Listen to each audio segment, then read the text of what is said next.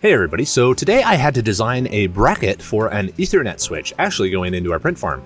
And I figured, well, you know what, we're going to make this to be mass produced because we have to produce hundreds of these for our print farms as we build them out here. So I thought I might as well just show you how we're doing it. So it's going to be kind of a clamshell. It has to lift the switch up off of the ground once it's printed. But when you're making a 3D printed part, you always want to go for thickness.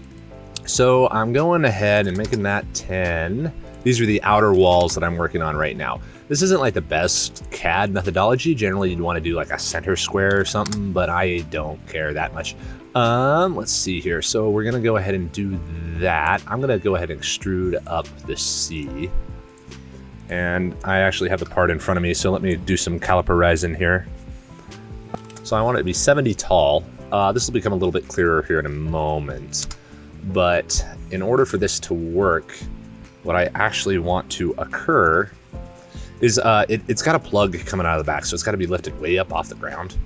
That'll be fine. I basically need to put a lip underneath here, and I don't want to do it as a traditional lip. I want it to be pretty darn beefy, but you know what? I'm going to do it right here anyway. I don't care. Okay, so we're going to go ahead. I'm just going to close in this space to make sure that I have it. And then I'm going to use a slot rather than a circle or anything like that, because slots are just really flexible and you always want rounded edges. So this gives me all the chamfers right off the bat. Let me, again, measure a thing here real fast to make sure that we're giving it the margin that it needs. And 12, nice. Okay. That'll work. Okay, it needs to be, this edge needs to be nuts. Hang on, I'm going to do this as a standard datum feature because I really want this to be correct. I'm not going to turn that into a construction feature because who cares?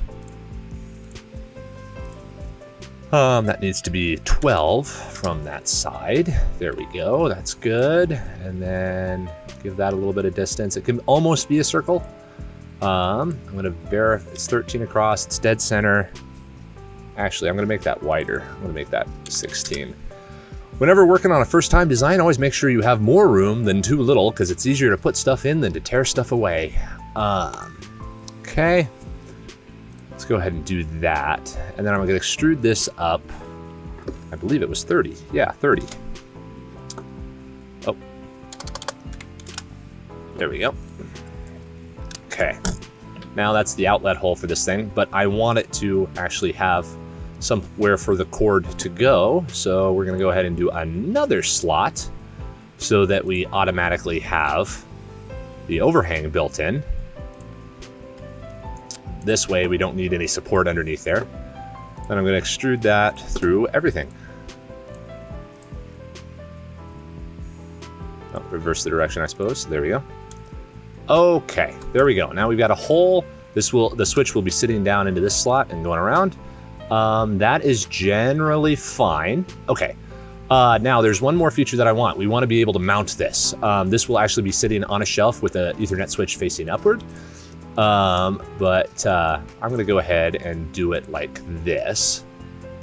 As far as dimensions, I'm kind of eyeballing it here. 3/4 of an inch, so I want it about, oh, but you need room for the drill head. So yeah, we will do that about 30.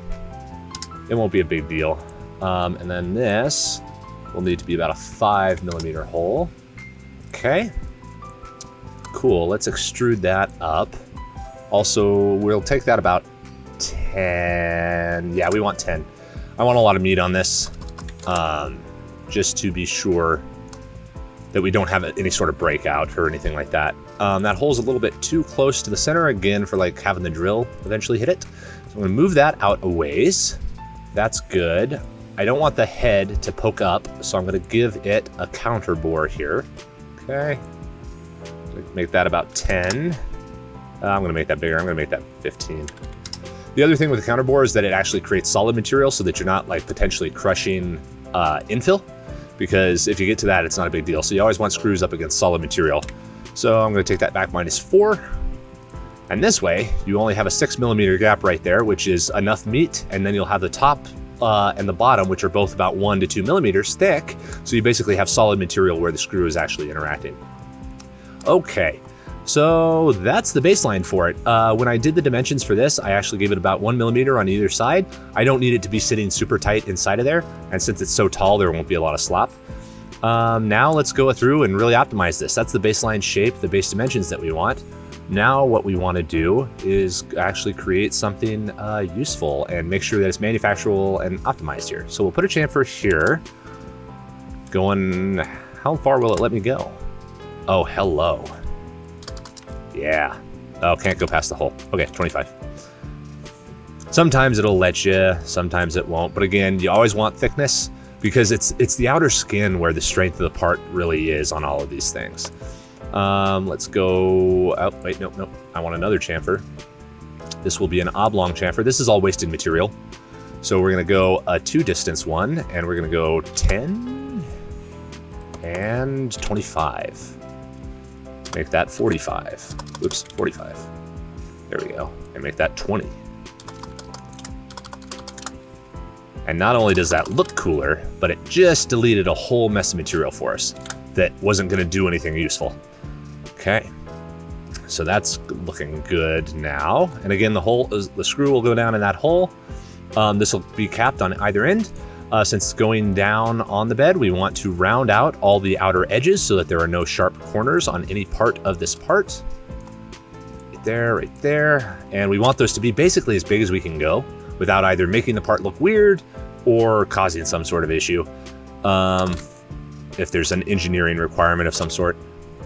I'm gonna go ahead. I like that. Okay. We're gonna actually add in another fillet right here and right there, just for the sake of uniformity. Oh, nuts. Okay, fine. Smaller fillet right there. Cool. That'll be fine. I want to make sure that these front edges are filleted so that there doesn't accidentally, if for some reason we're mass producing these, sometimes for this hardware, we very often put them on like machines that are on their last leg, kind of their final days. So we will let them be sloppy, and just as the belts burn out or something, we'll reduce them. So if we do that, we want these to, the belt bounce, we don't want to cause a problem. So this is a very brute force way of making sure that those corners don't like accidentally catch the part in some kind of a silly way. And just a small fillet right there. It's not really very important. Inside of here, we don't want any stress concentration, so we want everything else to be filleted as well. Right here, right there, right there, right there. And that's also going to be about a 2 millimeter. I'm going to do 1.5. This is a fairly well machined, kind of almost a machined part. And then of course we don't want sharp edges that will catch the wire that we're going to be putting in here, because this is the power cord wire for the deal. Okay, that's all good. If this was a true manufactured part, I would also either put a chamfer or a fillet along the bottom layer. I'll do that here for you guys just so you can see it. It's not really necessary for this and actually can be overkill. Just a small one. Just that helps eliminate elephant foot inside of the main part there. And I don't like a sharp edge because we got it all evened out here. So I'll smooth that down a smidge. And again, to help the whole thing come together right, we'll put just a small fillet up top. Actually, I'm going to make that a bit bigger fillet. There we go. Now this is ready for production. We have a lip that it'll sit down into. The reason I only put one hole in this, since it's going onto an Ethernet switch, there's actually a right side and a left side. So we'll just print 2 of these, and both of them will hold onto the switch from opposite directions. So you don't need additional screw holes. We'll print this out and we'll show you the result here in just a minute, guys. Have a good day.